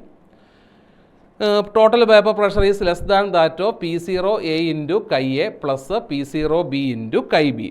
ഡെൽറ്റ എച്ച് മിക്സിങ്ങും ഡെൽറ്റ വി മിക്സിങ്ങും രണ്ടിടത്തും നെഗറ്റീവായിരിക്കും. നെഗറ്റീവ് ഡീവിയേഷൻ ആണെങ്കിൽ ഗ്രാഫ് നിങ്ങൾ ശ്രദ്ധിച്ചേ നോക്കിക്കേ, ആ ഗ്രീൻ കളറിലുള്ള ഡോട്ടഡ് ലൈൻ സൂചിപ്പിക്കുന്നത് റൗൾസ് ലോ. നമുക്ക് കിട്ടുന്ന വേപ്പർ പ്രഷർ എങ്ങനെയാണ്? ആ ഡോട്ടഡ് ലൈന് കിട്ടാതെ അതിന് താഴെ ഒരു കർവ് നിങ്ങൾ കണ്ടോ? കർവ് നിങ്ങൾ കാണുന്നുണ്ടല്ലോ താഴെ ഗ്രാഫിൽ, നിങ്ങൾ ശരിക്കും നോക്കിയത് ഒരു കർവ് കാണുന്നില്ല നിങ്ങൾ. അപ്പം നമ്മൾ പ്രതീക്ഷിക്കുന്ന വേപ്പർ പ്രഷർ എന്ന് പറയുന്നത് റൗൾസ് ലോയിലുള്ള വേപ്പർ പ്രഷറാണ്. അതാണ് ഞാൻ ഓൾറെഡി പറഞ്ഞ ആ പച്ച ലൈൻ എന്ന് പറയുന്നത്. പക്ഷേ കിട്ടുന്നത് എന്താണ്? ആ ബ്ലൂ ലൈൻ നമുക്ക് കിട്ടുന്നത് എന്ന് പറഞ്ഞാൽ നിലവിൽ നമ്മൾ പ്രതീക്ഷിക്കുന്ന ഗ്രീൻ ഡോട്ടഡ് ലൈനേക്കാളും കുറവ് വേപ്പർ പ്രഷറാണ് നമുക്ക് അവിടെ കിട്ടുന്നത്. അതുകൊണ്ടാണ് നമ്മൾ എന്ത് പറയുന്നത്? നെഗറ്റീവ് ഡീവിയേഷൻ ആണോ ഒബ്സർവ്ഡ് വേപ്പർ പ്രഷർ എപ്പോഴും റൗൾസ് ലോയിൽ നിന്ന് നമ്മൾക്ക് കിട്ടുന്ന വേപ്പർ പ്രഷറിനേക്കാളും എപ്പോഴും കുറവായിരിക്കും. ഇതിൻ്റെ നേരെ ഓപ്പോസിറ്റ് ആണ് ആര് വരുന്നത്? പോസിറ്റീവ് ഡീവിയേഷൻ വരുന്നത്. പോസിറ്റീവ് ഡീവിയേഷൻ വരുമ്പോൾ എന്തായിരിക്കും? ഞാനിപ്പോൾ ഈ പറഞ്ഞ നേരെ ഓപ്പോസിറ്റ് ആയിരിക്കും. എ ബി ഇൻട്രാക്ഷൻ്റെ മാഗ്നിറ്റ്യൂഡ് എന്തായിരിക്കും? കുറവായിരിക്കും. അതുകൊണ്ട് കൂടുതൽ ആൾക്കാർ എന്ത് ചെയ്യും? വേപ്പർ ഫേസിലേക്ക് പോകും. നെഗറ്റീവ് ഡീവിയേഷനിൽ എ ബി ഇൻട്രാക്ഷൻ്റെ മാഗ്നിറ്റ്യൂഡ് കൂടുതലായിരുന്നല്ലോ. പോസിറ്റീവ് ഡീവിയേഷൻ വരുമ്പോൾ ഇത് കുറയും. നെഗറ്റീവ് ഡീവിയേഷൻ നേരെ ഓപ്പോസിറ്റ്. അതുകൊണ്ട് തന്നെ കൂടുതൽ ആൾക്കാർ ഇൻട്രാക്ഷൻ കുറവായതുകൊണ്ട് കൂടുതൽ ആൾക്കാർ വേപ്പർ ഫേസിലേക്ക് പോകും. ഒബ്സർവ്ഡ് വേപ്പർ പ്രഷർ കൂടുതലായിരിക്കും. എന്ന് പറഞ്ഞാൽ ഈ ഗ്രാഫ് എങ്ങനെ വരും? നേരെ ഓപ്പോസിറ്റ് വരും. ഈ ഗ്രീൻ ഡോട്ടഡ് ലൈനിൻ്റെ മുകളിലോട്ടായിരിക്കും ആ കർവ് വരുന്നത്. അതുകൊണ്ട് ഇതിൽ ഏതെങ്കിലും ഒന്നേ നിങ്ങൾ പഠിക്കാവുള്ളൂ. നെഗറ്റീവ് ഡീവിയേഷൻ പഠിക്കുവാണെങ്കിൽ ഓട്ടോമാറ്റിക്കലി പോസിറ്റീവ് ഡീവിയേഷനും നമുക്ക് ആൻസർ ചെയ്യാം. പോസിറ്റീവ് ഡീവിയേഷൻ വരുമ്പോൾ ഡെൽറ്റ എച്ച് മിക്സിങ്ങും ഡെൽറ്റ വി മിക്സിങ്ങും എന്തായിരിക്കും? പോസിറ്റീവ് ആയിരിക്കും. നെഗറ്റീവ് ഡീവിയേഷൻ നേരെ ഓപ്പോസിറ്റ്. ഓക്കെ, അപ്പോൾ അങ്ങനെ ഓർത്ത് വെച്ചോണം കേട്ടോ.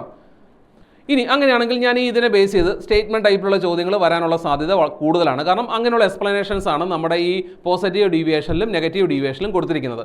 അങ്ങനെയാണെങ്കിൽ നിങ്ങളുടെ മുൻപിലുള്ള ഈ ഒരു ക്വസ്റ്റ്യൻ നിങ്ങളെ കൊണ്ട് ആൻസർ ചെയ്യാൻ പറ്റുമോ എന്നൊന്ന് ട്രൈ ചെയ്ത് നോക്കാവോ? A solution of 2 liquids boils at a temperature more than boiling point of either of them. Then this binary solution show which type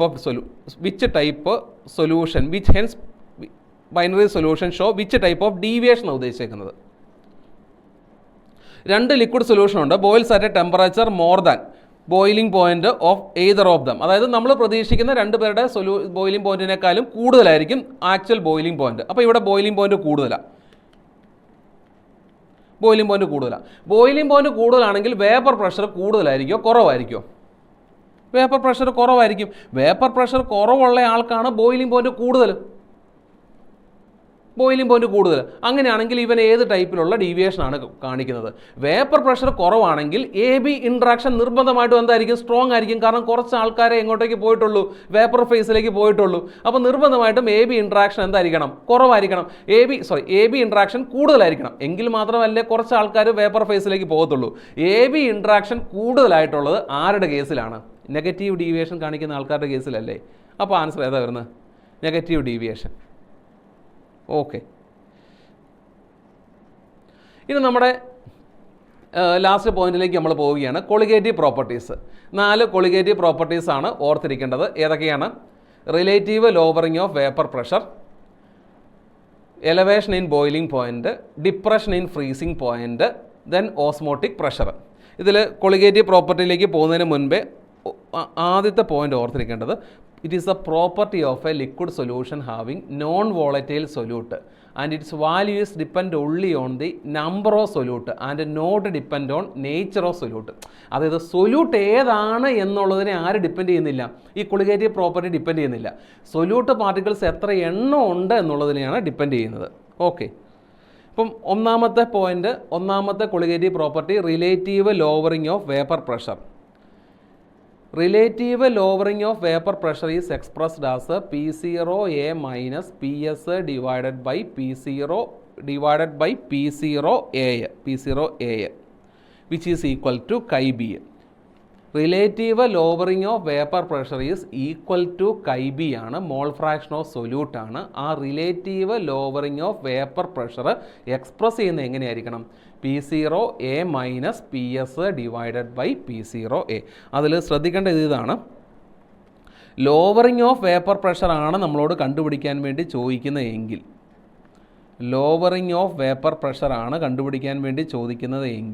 P0A minus PS ആണ് കണ്ടുപിടിക്കേണ്ടത്. Relative lowering of vapour pressure ആണെങ്കിൽ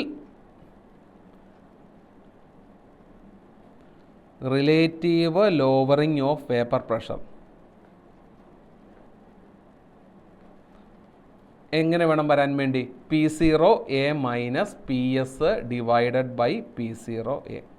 okay, രണ്ടാമത്തെ colligative property elevation in boiling point. Elevation in boiling പോയിന്റിൽ delta T B is equal to K B into M എന്നൊറ്റ equation. അതിൽ molality expand ചെയ്യാൻ നമ്മളെ കൊണ്ട് പറ്റണം. Delta T B is equal to K B into molality expand ചെയ്യുവാണെങ്കിൽ WB into 1000 divided by molecular mass of solute into mass of solvent in gram. Okay, അതുപോലെ തന്നെ depression in freezing point ആണെങ്കിലും ഉപയോഗിക്കേണ്ട mathematical equation delta T F is equal to K F into M. Expand ചെയ്യാൻ നമ്മളെ കൊണ്ട് പറ്റണം. Delta T F is equal to K F into WB into 1000 divided by molecular mass of solute into mass of solvent in gram. Okay, പിന്നെയുള്ളത് osmotic പ്രഷറാണ്. Osmotic പ്രഷറിലേക്ക് പോകുന്നതിന് മുൻപേ osmosis എന്താണെന്നുള്ളത് ജസ്റ്റ് മനസ്സിലൊന്ന് കീപ്പ് ചെയ്തോണം.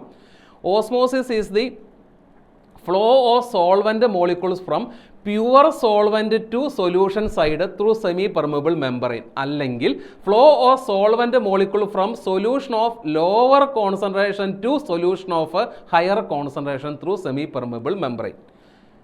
അപ്പോൾ അങ്ങനെയാണെങ്കിൽ ഞാനിതായി ഒരു യു ഷേപ്പിലുള്ളത് മനസ്സിലാകാനുള്ള എളുപ്പത്തിന് വേണ്ടി യു ഷേപ്പിലുള്ള ട്യൂബിൽ ഞാൻ സൊല്യൂഷൻ എടുക്കുന്നു. അവിടെ ഈ സെൻറ്ററിൽ നിങ്ങൾ കണ്ടോ ഒരു സെമി പെർമിബിൾ മെമ്പറൈൻ ഉണ്ട്, അതായത് ഇവനാണ് സെമി പെർമിബിൾ മെമ്പറൈൻ ഉണ്ട്.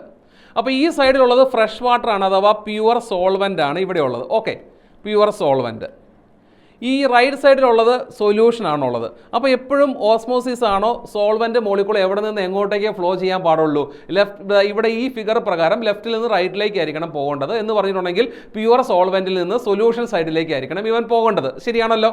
ഓക്കെ, അങ്ങനെ പോകാതിരിക്കാൻ വേണ്ടി സൊല്യൂഷൻ സൈഡിൽ നമ്മൾ അപ്ലൈ ചെയ്യുന്ന എക്സസ് പ്രഷറിനെയാണ് ഓസ്മോട്ടിക് പ്രഷർ എന്ന് പറയുന്നത്.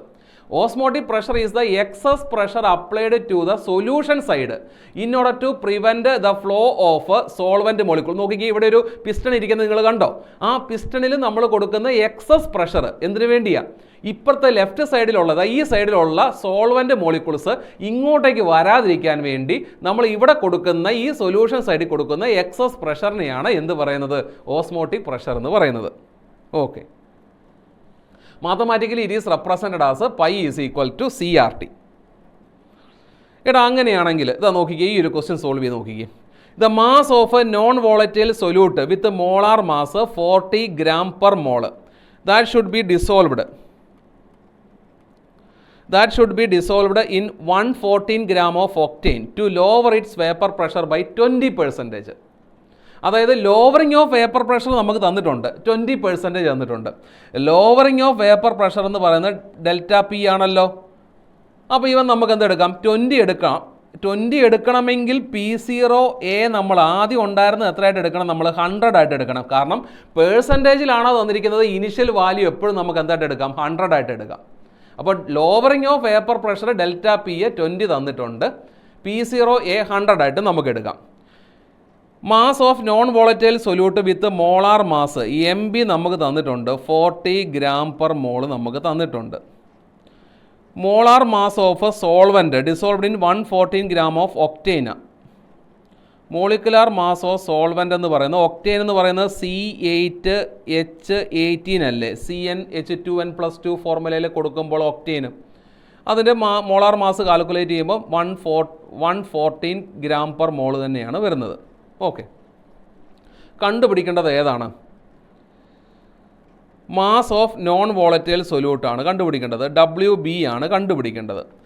WA നമുക്ക് തന്നിട്ടുണ്ട്, ഒക്ടേൻ്റെ തന്നിട്ടുണ്ട്, 114 gram തന്നിട്ടുണ്ട്.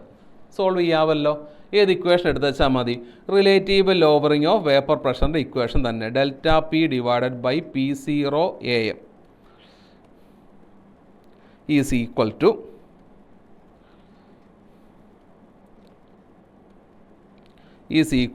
chi B ആണ്. അഥവാ ΔP divided by P0A is equal to number of moles of chi B എന്ന് പറയുന്നത് number of moles of solute divided by total number of moles ആണ്. പക്ഷേ number of moles of solute വളരെ ചെറുതായതുകൊണ്ട് ഡിനോമിനേറ്ററിൽ നിന്ന് NB തട്ടിക്കളയാം. നമ്മൾ അങ്ങനെയുള്ള ക്വസ്റ്റ്യൻസ് ഒക്കെ ചെയ്തിട്ടുണ്ട്. Or which is equal to WB divided by MB into MA divided by WA. Okay, solve ചെയ്യാമല്ലോ. Which is equal to WB എത്രയാണ് നമുക്ക് കണ്ടുപിടിക്കണം? ΔP നമുക്ക് തന്നിരിക്കുന്നത് 20. ഞാൻ ഇങ്ങോട്ടേക്ക് മാറ്റി എഴുതുന്നു. 20 ഡിവൈഡഡ് ബൈ ΔP നമുക്ക് തന്നിട്ടുണ്ട് 20, P0A 100 ആണ്. Which is equal to WB കണ്ടുപിടിക്കണം, X ഡിവൈഡഡ് ബൈ MB എന്ന് പറയുന്നത് 40 ഇൻറ്റു MA എന്ന് പറയുന്നത് 114 ആണ്, ഡിവൈഡഡ് ബൈ 114. കട്ടായിപ്പോയി, 0 കട്ടായിപ്പോയി. ഓക്കെ, 0 കട്ടായിപ്പോയി. X എന്ന് പറയുന്നത് എത്രയാണ് വരുന്നത്? 8. ആൻസർ ആയല്ലോ. നമ്മൾ ഡയറക്റ്റായിട്ട് നമ്മൾ സിംപ്ലിഫൈ ചെയ്യുക എന്നുള്ളൊരു പ്രോസസ്സ് മാത്രമേ ഉള്ളൂ. കാൽക്കുലേഷനൊക്കെ വളരെ എളുപ്പമാണ്. കിട്ടുന്ന ആൻസർ എന്ന് പറയുന്നത് option number A. Okay, then next ഇതേപോലെ തന്നെ അടുത്തൊരു ക്വസ്റ്റ്യനും കൂടെ. A solution of urea boils at 100.18 degree Celsius at the atmospheric pressure. Kf and Kb for water are given as 1.86 and 0.512 Kelvin kilogram mole raised to -1.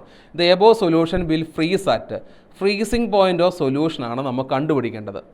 Boiling point of solution നമുക്ക് തന്നിട്ടുണ്ട്. Boiling point of solution TB നമുക്ക് തന്നിരിക്കുന്നത് 100.18 degree Celsius. എല്ലാം ശ്രദ്ധിച്ചോണേ. ഇവിടെ നമുക്ക് എടുക്കുന്നത് വാട്ടറിലാണ് നമ്മളിത് dissolve ചെയ്യുന്നത്. അക്വസ് മീഡിയമാണ്. അപ്പോൾ ബോയിലിംഗ് പോയിൻ്റ് 100 degree Celsius ആണ്. സൊല്യൂഷൻ്റെ ബോയിലിംഗ് പോയിൻ്റ് ആണ് 100.18 degree Celsius. Freezing point of water 0 degree Celsius ആണ്. നമുക്കിവിടെ കണ്ടുപിടിക്കേണ്ടത് സൊല്യൂഷൻ്റെ ഫ്രീസിംഗ് പോയിൻ്റാണ്. കെ ബിയും തന്നിട്ടുണ്ട്, കെ എഫും തന്നിട്ടുണ്ട്. സെയിം സൊല്യൂഷൻ ആണല്ലോ, മോളാലിറ്റി സെയിമാണ്. മോളാലിറ്റി സെയിം ആണെങ്കിൽ നമുക്ക് ഇക്വേഷൻ എങ്ങനെ എഴുതാം? Delta T B is equal to K B into M ആണ്. Delta T F is equal to K F into M ആണ്. എം കോൺസ്റ്റൻ്റ് ആണല്ലോ, മോളാലിറ്റി സെയിം സൊല്യൂഷൻ ആയതുകൊണ്ട് മോളാലിറ്റി കോൺസ്റ്റൻ്റ് ആണ്. അപ്പോൾ രണ്ടും കട്ടായി പോകുന്നുള്ളത് നമുക്കറിയാം. സോൾവ് ചെയ്യാൻ വേണ്ടി ഞാൻ ഈ രണ്ട് ഇക്വേഷനും ഡിവൈഡ് ചെയ്യുന്നു. രണ്ട് ഇക്വേഷൻ ഡിവൈഡ് ചെയ്യുമ്പോൾ delta T B divided by delta T F is equal to K B divided by K F. ശരിയാണല്ലോ. ഇനി ഡെൽറ്റ ടി ബി നമുക്ക് തന്നിരിക്കുന്നത് എത്രയാണ്? ടി ബി ആണ് 100.18 ഡിഗ്രി സെൽഷ്യസ്. അങ്ങനെയാണെങ്കിൽ ഡെൽറ്റ ടി ബി എന്ന് പറയുന്നത് എന്തായിരിക്കണം? 0.18 അല്ലേ? കാരണം ടി ബി 100 ഡിഗ്രി സെൽഷ്യസ് ആണെന്ന് നമുക്കറിയാം. അപ്പോൾ ഇത് 0.18. ഡെൽറ്റ ടി എഫ് കണ്ടുപിടിച്ച് ഡെൽറ്റ ടി എഫിൽ നിന്ന് ടി എഫ് കാൽക്കുലേറ്റ് ചെയ്യാം. Which is equal to K B value എത്രയാണ് വരുന്നത്? K B value is given as, K B value നമുക്ക് തന്നിരിക്കുന്നത് 1.512 ഡിവൈഡഡ് ബൈ 1.86. ശരിയാണല്ലോ. ഇത് നമ്മൾ സോൾവ് ചെയ്യുന്നു, എക്സ് കാൽക്കുലേറ്റ് ചെയ്യുന്നു. X is equal to 0.18 into 1.86 divided by 0.512. X ഞാൻ കാൽക്കുലേറ്റ് ചെയ്ത് കഴിഞ്ഞപ്പോൾ എനിക്ക് കിട്ടിയ ആൻസർ എന്ന് പറയുന്നത് 0.654 ആണ്. അപ്പോൾ എനിക്ക് എക്സ് എന്ന് പറയുന്നത് ഡെൽറ്റ ടി എഫ് ആണ്. ഡെൽറ്റ ടി എഫ് എന്ന് പറയുന്നത് T F 0 minus T F ആണ് ഡെൽറ്റ ടി എഫ്. അഥവാ ടി എഫ് ആണ് എനിക്ക് കാൽക്കുലേറ്റ് ചെയ്യേണ്ടത്. ടി എഫ് എന്ന് പറയുന്നത് T F 0 minus delta T F. ശരിയാണല്ലോ. വിച്ച് ഈസ് ഈക്വൽ ടു എന്ത് വന്നു? -0.654 അല്ലേ? കാരണം ടി എഫ് 0 എന്ന് പറയുന്നത് 0 ഡിഗ്രി സെൽഷ്യസാണ്. ആൻസർ ഏതാ വരുന്നത്? ഓപ്ഷൻ നമ്പർ ബി അല്ലേ? ഓക്കെ. ഇനി ഇതിൻ്റെ കൂടെ നമ്മൾ ഓർത്തിരിക്കേണ്ടത് van Hoff factor I and it significance ആണ്. ഐ കാൽക്കുലേറ്റ് ചെയ്യാൻ വേണ്ടി, അതായത് വാൻ ഹോ ഫാക്ടർ ഉപയോഗിക്കുന്നത് നമുക്കറിയാം ഇലക്ട്രോലൈറ്റ്, അതായത് നമ്മൾ ആഡ് ചെയ്യുന്ന നോൺ വോളറ്റൈൽ സൊല്യൂട്ട് ഇലക്ട്രോലൈറ്റ് വരുന്നിടത്താണ് വാൻ ഹോ ഫാക്ടർ ഐ നമ്മൾ കൺസിഡർ ചെയ്യേണ്ടത്. ഈ ഐ വാല്യൂ കണ്ടുപിടിക്കാൻ വേണ്ടി നമുക്ക് 3 ഇക്വേഷൻ ഉണ്ട്. Normal molar mass divided by observed molar mass ഉപയോഗിക്കാം, അല്ലെങ്കിൽ ഏത് ഉപയോഗിക്കാം? Observed value of colligative property divided by calculated value of colligative property, അല്ലെങ്കിൽ number of particles after dissociation or association divided by number of particles before association or dissociation. അതുപോലെ അസോസിയേഷനോ ഡിസോസിയേഷനോ ഇല്ല എങ്കിൽ van Hoff factor I 1 ആയിരിക്കും. Association ഉണ്ടെങ്കിൽ I less than 1ഉം dissociation ആണെങ്കിൽ I greater than 1ഉം. അതുകൊണ്ട് തന്നെ നമ്മൾ ഈ ഇലക്ട്രോലൈറ്റ്, നമ്മുടെ solute, non volatile solute electrolyte ആകാം, നോൺ ഇലക്ട്രോലൈറ്റ് ആകാം. നോൺ ഇലക്ട്രോലൈറ്റ് ആണെങ്കിൽ അസോസിയേഷനും ഇല്ല, ഡിസോസിയേഷനും ഇല്ല, ഐ എപ്പോഴും 1 ആയിരിക്കും. അതുകൊണ്ട് നമുക്ക് ഏതാണോ തരുന്നത് അതിനനുസരിച്ച് വേണം നമ്മൾ ക്വസ്റ്റ്യൻസ് ചെയ്യാൻ വേണ്ടി. അതുകൊണ്ട് വാൻ ഹോ ഫാക്ടർ കൺസിഡർ ചെയ്ത് നമ്മൾ നമ്മുടെ കൊളിഗേറ്റീവ് പ്രോപ്പർട്ടി എഴുതുവാണെങ്കിൽ relative lowering of vapour pressure can be expressed as i into chi B. Delta T B ആണെങ്കിൽ i into K B into M. Delta T F ആണെങ്കിൽ i into K F into M. Osmotic pressure ആണെങ്കിൽ pi is equal to i C R T. അതായത് ഓർത്തോണം, non electrolyte ആണെങ്കിൽ ഇതിലെല്ലാം I എന്തായിരിക്കും? 1 ആയിരിക്കും. അപ്പോൾ ഇത്രയും കാര്യങ്ങളാണ് സൊല്യൂഷൻസിലുള്ളത്. അപ്പോൾ നിങ്ങൾ തന്നെ ആലോചിച്ച് നോക്കിയാൽ മതി. സൊല്യൂഷനിൽ ആദ്യം കോൺസെൻട്രേഷൻ മെത്തേഡ് കഴിഞ്ഞ് കഴിഞ്ഞാൽ പിന്നെ നമ്മുടെ ഹെൻറീസ് ലോയും റൗൾസ് ലോയും ഒരുമിച്ച് ഓർത്തിരിക്കുക. പിന്നെ നമ്മുടെ മൂന്നാമത് കൊളിഗേറ്റീവ് പ്രോപ്പർട്ടി. ഫൈനലി നമ്മൾ ആഡ് ചെയ്യുന്ന നോൺ വോളറ്റൈൽ സൊല്യൂട്ട് ഇലക്ട്രോലൈറ്റ് ആണെങ്കിൽ മസ്റ്റായിട്ട് നമ്മൾ ആരെ നോക്കിക്കോണം? ഐ വാല്യൂ കൺസിഡർ ചെയ്തോണം. ഓക്കെ. ഇനി നമ്മൾ ബേസിക് പ്രിൻസിപ്പിൾസ് ഓഫ് ഓർഗാനിക് കെമിസ്ട്രിയിലേക്ക് പോവുകയാണെങ്കിൽ ഫസ്റ്റ് നോമൻക്ലേച്ചറിൽ നിങ്ങൾ വേറൊന്നും ചെയ്യേണ്ട. ആ റൂള് കൃത്യമായിട്ട് നിങ്ങൾ ഓർത്തിരിക്കുക. ഞാൻ പെട്ടെന്നൊന്ന് പറഞ്ഞു പോകാം ആ റൂള് ഓർത്തിരുന്ന് ക്വസ്റ്റ്യൻസ് കൂടുതൽ നമ്പർ ചെയ്യുക എന്നുള്ളതാണ് നോമൻക്ലേച്ചറിൽ നിങ്ങൾ ചെയ്യേണ്ടത്. ലോങ്ങസ്റ്റ് ചെയിൻ റൂള്, അതുപോലെ തന്നെ രണ്ടാമത് ഓർക്കേണ്ട rules for larger number of side chain, lowest number rule, lowest set of locant rule വളരെ പ്രധാനപ്പെട്ടതാണ്. നെയിമിംഗ് ഓഫ് ബ്രാഞ്ച്ഡ് ചെയിൻ ആൽക്കൈൻ്റെ കാര്യം, alphabetical order of side chain, numbering of different alkyl group at equivalent position, naming of same alkyl group at different position ശ്രദ്ധിക്കേണ്ട കാര്യങ്ങളാണ്. അപ്പോൾ അങ്ങനെയുള്ള കുറച്ച് കാര്യങ്ങളാണ് നമ്മളവിടെ ഓർത്തിരിക്കേണ്ടത്. ഓക്കെ. അപ്പോൾ അങ്ങനെയാണെങ്കിൽ ഞാൻ ചുമ്മാ ഈ റൂളുകൾ നിങ്ങളൊന്ന് നോക്കിയതിന് ശേഷം ഈ തന്നിരിക്കുന്ന ക്വസ്റ്റ്യൻ ഒന്ന് ട്രൈ ചെയ്ത് നോക്കാവോ? അതായത് നമുക്ക് ക്വസ്റ്റ്യൻ ഇതാണ് തന്നിരിക്കുന്നത്. Correct IUPAC name of the given compound. എന്താണെങ്കിലും തന്നിരിക്കുന്ന കോമ്പൗണ്ടിൽ സാർ ഒരു ഡബിൾ ബോണ്ട് ഉണ്ടല്ലോ, അപ്പോൾ പിന്നെ സാറ് വേറെ ഒന്നും ചിന്തിക്കേണ്ട ആവശ്യമില്ല. ആ ഡബിൾ ബോണ്ട് ഉള്ളത് കൊണ്ട് ഡബിൾ ബോണ്ടിന് ലോവസ്റ്റ് നമ്പർ വരുന്ന രീതിയിലായിരിക്കണം നമ്പർ ചെയ്യേണ്ടത്. അങ്ങനെയാണെങ്കിൽ നമ്മൾ എവിടെ നിന്ന് എങ്ങോട്ടേക്കാണ് നമ്പർ ചെയ്യേണ്ടത്? ലെഫ്റ്റിൽ നിന്ന് റൈറ്റിലേക്കാണോ നമ്പർ ചെയ്യേണ്ടത്, അതോ റൈറ്റിൽ നിന്ന് ലെഫ്റ്റിലേക്കാണോ നമ്പർ ചെയ്യേണ്ടത്? യാതൊരു സംശയമില്ല, ഡബിൾ ബോണ്ടിന് ലോവസ്റ്റ് നമ്പർ വരണമെങ്കിൽ ലെഫ്റ്റിൽ നിന്ന് റൈറ്റിലേക്ക് നമ്പർ ചെയ്യണം. നമ്പർ ചെയ്തല്ലോ 5. ഇല്ല, ഇത് ചെയ്തു ഇവിടെ. ഇനി അതേപോലെ തന്നെ തിരിച്ച് ഞാൻ ചെയ്യുക.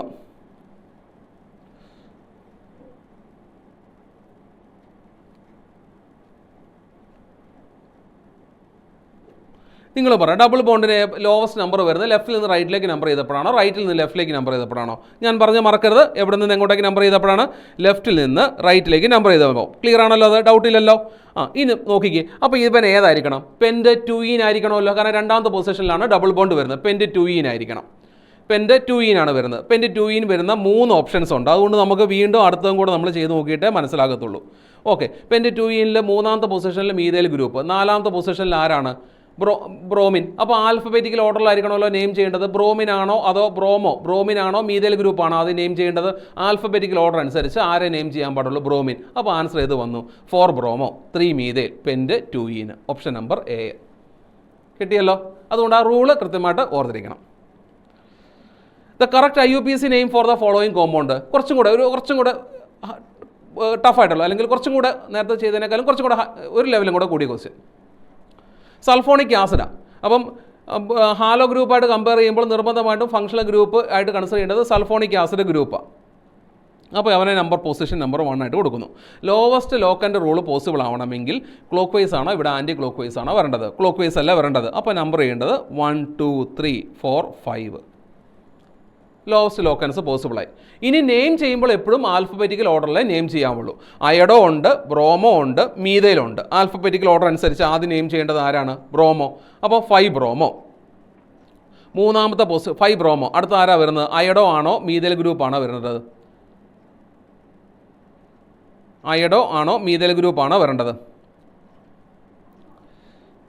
അയഡോ അല്ല വരേണ്ടത്, കാരണം HIJKLM എന്നല്ല പറഞ്ഞു പോകുന്നത്. അപ്പം 5 bromo 2 iodo 3 methyl cyclo pentyne sulfonic acid. Option number D. 5 bromo 2 iodo 3 methyl cyclo pentyne sulfonic acid. Okay, അപ്പോൾ ഇതാണ് നെയിമിങ്ങിൽ നിങ്ങൾ ശ്രദ്ധിക്കേണ്ട കാര്യം. ഇനി നമ്മൾ അടുത്ത ഐസോമെറിസത്തിലേക്ക് പോവുകയാണെങ്കിൽ 5 ഐസോമെറിസമാണ് ഓർക്കേണ്ടത്. നമ്മുടെ ഏതൊക്കെയാണ് ഡിഫറൻറ്റ് ടൈപ്പ് ഐസോമെറിസം വരുന്നത്? Chain isomerism, position isomerism, functional isomerism, metamerism, finally tautomerism. അതിൽ chain isomerism same molecular formula but different arrangement of chains ആണ്. ഓർത്തിരിക്കുക, എക്സാമ്പിളുകൾ ഓർത്തിരിക്കുക. പൊസിഷൻ ഐസോമെറിസം സെയിം മോളിക്കുലാർ ഫോർമുലയാണ്, പക്ഷേ different position of multiple bond or functional group. Metamerism compounds having same molecular formula but different number of carbon atoms on either side. അതുപോലെ തന്നെ നമ്മുടെ tautomerism വളരെ പ്രധാനപ്പെട്ടതാണ്, ഒന്ന് ശ്രദ്ധിച്ചിരുന്നോണം. Special type of functional isomerism in which there is a migration of a hydrogen atom from one polyvalent atom to other within same molecule. 1,3 migration of a hydrogen atom വരുന്നതാണ് ടോട്ടോമെറിസം. ഞാൻ example ഉപയോഗിച്ച് explain ചെയ്യുന്നില്ല. ഈ 4 കാര്യങ്ങളും നിങ്ങളുടെ കയ്യിൽ ഉണ്ടായിരിക്കണം. ഏതൊക്കെയാണ്? 4 അല്ല 5 എണ്ണം. ഏതൊക്കെയാണ്? നമ്മുടെ chain isomerism, position isomerism, functional isomerism, metamerism and tautomerism. Reaction മെക്കാനിസത്തിലേക്ക് പോവുകയാണെങ്കിൽ നിങ്ങൾ കൂടുതൽ കോൺസെൻട്രേറ്റ് ചെയ്യേണ്ടത് ഇൻഡക്റ്റീവ് ഇഫക്റ്റ്, അതുപോലെ തന്നെ resonance effect, hyper conjugation. Inductive effect permanent displacement or shifting of shared pair of electrons along a saturated carbon chain ആണ്. അതിൽ plus I effect കാണിക്കുന്നുണ്ട്, മൈനസ് ഐ ഇഫക്റ്റ് കാണിക്കുന്നുണ്ട്. ഇലക്ട്രോൺ വിഡ്രോയിങ് ഗ്രൂപ്പാണ് attach ചെയ്യുന്നതെങ്കിൽ, side ചെയിനിൽ attach ചെയ്തിരിക്കുന്നതെങ്കിൽ minus I effect. Electron donating group ആണെങ്കിൽ plus I effect. അതിൽ പ്ലസ് ഐ ഇഫക്റ്റ് പൊതുവെ ആൽക്കൈൽ ഗ്രൂപ്പുകളാണ് പൊസസ് ചെയ്യുന്നത്. പക്ഷേ മൈനസ് ഐ ഇഫക്റ്റിൻ്റെ കേസിൽ വളരെ ശ്രദ്ധിക്കണം. ഈ തന്നിരിക്കുന്ന ഓർഡർ ഒന്ന് ഓർത്ത് വെച്ചേക്കണം. ഓക്കെ, പ്ലസ് ഐ ഇഫക്റ്റ് പൊതുവെ ആൽക്കൈൽ ഗ്രൂപ്പ്, അതുപോലെ നെഗറ്റീവ് ചാർജുള്ള അയോൺസ്. പിന്നെ ശ്രദ്ധിക്കേണ്ട ഏറ്റവും പ്രധാനപ്പെട്ട കാര്യം റിയാക്ഷൻ മെക്കാനിസത്തിൽ റെസൊണൻസ് ആണ്. റെസൊണൻസ് ഇഫക്റ്റ് അഥവാ mesomeric effect. Flow of electrons from one part of a conjugated system to another part resulting in the creation of high electron density area. Low and high electron density area. 2 types positive resonance effect അല്ലെങ്കിൽ +R effect അഥവാ +M effect ഉണ്ട്. അതുപോലെ തന്നെ -R effect അഥവാ -M effect ഉണ്ട്. അതും നിങ്ങളൊന്ന് ഓർത്ത് വെച്ചേക്കണം ഏതൊക്കെയാണ് കാണിക്കുന്നുള്ളത്. ഇലക്ട്രോൺ ഡൊണേറ്റിംഗ് ആയിട്ടുള്ള ആൾക്കാരാണെങ്കിൽ +R ഇഫക്റ്റ്, ഇലക്ട്രോൺ വിഡ്രോ ചെയ്യുന്നത് ആണെങ്കിൽ -R effect. Hyper conjugation effect, no bond resonance. This effect arises due to the delocalization of sigma electrons of CH bond of an alkyl group directly attached to an atom of an unsaturated system or to an atom with empty p orbital. ഓർക്കാനുള്ള എളുപ്പത്തിന് വേണ്ടി ഒരു alkyl group double bond ഉള്ള unsaturated carbon ആറ്റത്തിലേക്ക് attach ചെയ്തിട്ടുണ്ടെങ്കിൽ, അല്ലെങ്കിൽ ഒരു alkyl group positive charge ഉള്ള കാർബണിലേക്ക് attach ചെയ്തിട്ടുണ്ടെങ്കിൽ, അല്ലെങ്കിൽ ഒരു ആൽക്കൈൽ ഗ്രൂപ്പ് ഓഡ് ഇലക്ട്രോൺ, അതായത് ഫ്രീ റാഡിക്കൽ ഓഡ് ഇലക്ട്രോൺ ഉള്ള കാർബൺ ആറ്റത്തിലേക്ക് അറ്റാച്ച് ചെയ്തിട്ടുണ്ടെങ്കിൽ അവിടെയെല്ലാം ആരുണ്ട്? ഹൈപ്പർ കോൺജുഗേഷൻ ഉണ്ട്. എന്താ hyper conjugation? Delocalisation of sigma electrons of CH bond of an alkyl group attached to carbon atom having double bond, അതായത് or triple bond, or carbon with positive charge, or carbon with unpaired electron. ഏറ്റവും സിമ്പിളായിട്ട് hyper conjugation ഞാൻ ഈ പറഞ്ഞതുപോലെ ഓർത്ത് നോക്കുക, എന്നിട്ട് questions ചെയ്യുക. അങ്ങനെയാണെങ്കിൽ ഒരു ക്വസ്റ്റ്യൻ നോക്കിക്കേ. ഇത് തന്നിരിക്കുന്നതിൽ pK വാല്യൂ ഏറ്റവും മിനിമം വരുന്നത് ആരുടെ കേസിലാണെന്നാണ് ചോദിച്ചേക്കുന്നത്. pKa വാല്യൂ മിനിമം എന്ന് പറഞ്ഞു കഴിഞ്ഞാൽ Ka value maximum. Ka value maximum എന്ന് പറഞ്ഞു കഴിഞ്ഞാൽ അസിഡിക് ക്യാരക്ടർ കൂടുതലല്ലേ ചോദിച്ചേക്കുന്നത്. Ka is directly proportional to acidic character. അപ്പോൾ ഇതെല്ലാം ഫീനോളാണ് തന്നിരിക്കുന്നത്. അസിഡിക് ക്യാരക്ടർ കൂടുതൽ ആർക്കായിരിക്കും? Strong electron withdrawing group attach ചെയ്യുമ്പോഴല്ലേ. സ്ട്രോങ് ഇലക്ട്രോൺ വിഡ്രോയിങ് ഗ്രൂപ്പ് തന്നിരിക്കുന്നതിൽ ആരാണ്? NO2 group. അപ്പോൾ ആൻസർ ഏതാ വരുന്നത്? Option E. ഓക്കെ, അപ്പോൾ അവിടെ electron withdrawing group, strong electron withdrawing group ഏതാണ് എന്ന് നോക്കുവാൻ്റെ ആവശ്യം മാത്രമേ ഉള്ളൂ. ഇനി ഒരു ക്വസ്റ്റ്യൻ നോക്കിക്കേടാ. An organic compound weighing 0.31 gram gave 0.44 gram of magnesium pyrophosphate in the estimation of phosphorus vicarious method. Percentage of phosphorus കണ്ടുപിടിക്കാനാണ്. അപ്പോൾ ഇങ്ങനെയുള്ള ന്യൂമറിക്കൽ ക്വസ്റ്റ്യൻസ് വരുന്ന പാർട്ടാണ് നമ്മുടെ പ്യൂരിഫിക്കേഷൻ ഓഫ് ഓർഗാനിക് കോമ്പൗണ്ട്. ഈ പ്യൂരിഫിക്കേഷൻ ഓഫ് ഓർഗാനിക് കോമ്പൗണ്ടിൽ 3 പാർട്ടുകളാണുള്ളത്. 1 purification, 2 qualitative analysis, 3 quantitative analysis.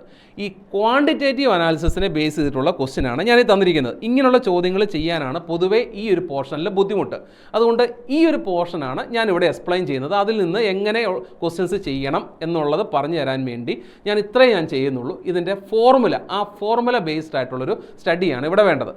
അപ്പം കാർബണോ ഹൈഡ്രജനോ എസ്റ്റിമേറ്റ് ചെയ്യാനാണെങ്കിൽ ഈ ഫോർമുല നമ്മുടെ മനസ്സിലുണ്ടാവുക. Percentage of carbon is equal to weight of carbon dioxide divided by weight of compound into 12 divided by 44 into 100. അതുപോലെ percentage of ഹൈഡ്രജനും നമുക്ക് കണ്ടുപിടിക്കാം. Weight of water divided by weight of compound into 2 divided by 18 into 100. അതുപോലെ nitrogen estimate ചെയ്യാനാണെങ്കിൽ ഡുമാസ് മെത്തേഡും ഉണ്ട്, Kjeldahl's മെത്തേഡും ഉണ്ട്. Dumas method പ്രകാരം percentage of nitrogen is equal to 28 divided by 22,400 into volume of nitrogen divided by weight of organic compound into 100. Kjeldahl's method ആണെങ്കിൽ 1.4 into normality of acid into volume divided by mass of organic compound. പക്ഷേ ഈ ജൽദാസിൻ്റെ ഒരു പ്രത്യേകതയുണ്ട്. അതായത് ചില organic കോമ്പൗണ്ടുകളുടെ കേസിൽ അത് possible അല്ല. It cannot be used for organic compound containing nitrogen in the ring such as pyridine, quinolone and organic compounds consist of NO2 and diazo group അല്ലെങ്കിൽ അസോ ഗ്രൂപ്പ് വരുന്ന ഓർഗാനിക് കോമ്പൗണ്ടിൽ NO2 വരുന്ന ഓർഗാനിക് കോമ്പൗണ്ടിൽ റിങ്ങിൽ nitrogen atom വരുന്ന organic കോമ്പൗണ്ടുകളിൽ pyridine പോലുള്ള organic കോമ്പൗണ്ടുകളിലൊന്നും nitrogen estimate ചെയ്യാൻ വേണ്ടി ഏത് പോസിബിൾ ആകത്തില്ല? ജൽദാസ് മെത്തേഡ് പോസിബിൾ ആകത്തില്ല. അതുപോലെ തന്നെ ഹാലോജൻ എസ്റ്റിമേറ്റ് ചെയ്യാൻ വേണ്ടിയുള്ള ഫോർമുല സൾഫർ എസ്റ്റിമേറ്റ് ചെയ്യാൻ വേണ്ടി 32 divided by 233 into mass of barium sulphate divided by mass of compound into 100.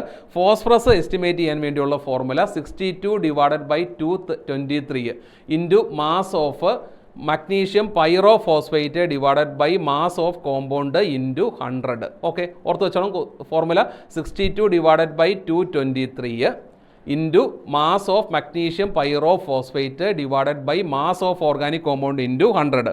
അങ്ങനെയാണെങ്കിൽ ഇവിടെ പെർസെൻറ്റേജ് ഓഫ് ഫോസ്ഫറസ് കണ്ടുപിടിക്കാമല്ലോ. പെർസെൻറ്റേജ് ഓഫ് ഫോസ്ഫറസ് കണ്ടുപിടിക്കാൻ വേണ്ടി 62 ഡിവൈഡഡ് ബൈ 223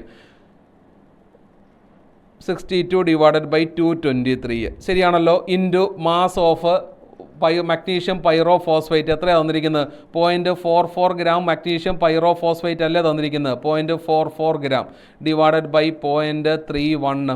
ചെയ്യാൻ എളുപ്പമാണ് നമുക്കിവിടെ. കാരണം 0.31 ഞാൻ 31 എന്ന് എഴുതുന്നു. 31 ഇൻറ്റു 10⁻⁻² ചെയ്താൽ പോരെ? 31ഉം 62ഉം എനിക്ക് കട്ട് ചെയ്യാം. 2 ആണ് വരുന്നത്. ഇനി അതേപോലെ തന്നെ 223 0.44 ഞാനിതിനെ 444 എന്ന് എഴുതുന്നു.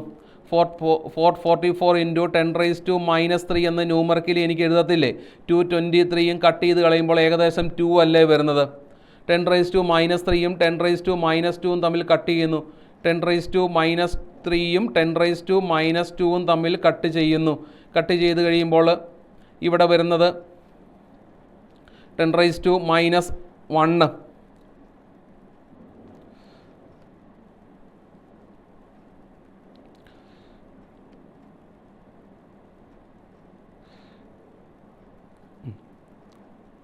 10⁻⁻1 സോൾവ് ചെയ്യുന്നു. സോൾവ് ചെയ്ത് കഴിയുമ്പോൾ നമുക്ക് കിട്ടുന്ന ആൻസർ ഏതാ? 40 അല്ലേ വരുന്നത്? ഓക്കെ, അപ്പോൾ ഇത്രയും കാര്യങ്ങളാണ് നമുക്ക് ചെയ്ത് നോക്കാനുള്ളത്. അപ്പം വേറൊന്നും നിങ്ങൾ ചെയ്യേണ്ട ആവശ്യമില്ല. നമ്മൾ പ്രധാനപ്പെട്ട കോൺസെപ്റ്റുകളിലുള്ള കാര്യങ്ങൾ അല്ലെങ്കിൽ പ്രധാനപ്പെട്ട ക്വസ്റ്റ്യൻസ് വരാൻ സാധ്യതയുള്ള കാര്യങ്ങൾ നന്നായിട്ട് ചെയ്ത് നോക്കുക, വായിച്ച് നോക്കുക. എന്നിട്ട് അതിന് കറസ്പോണ്ടിങ് ആയിട്ടുള്ള ക്വസ്റ്റ്യനുകളുടെ എണ്ണം മാക്സിമം ചെയ്ത് നോക്കുക. Okay, all the best.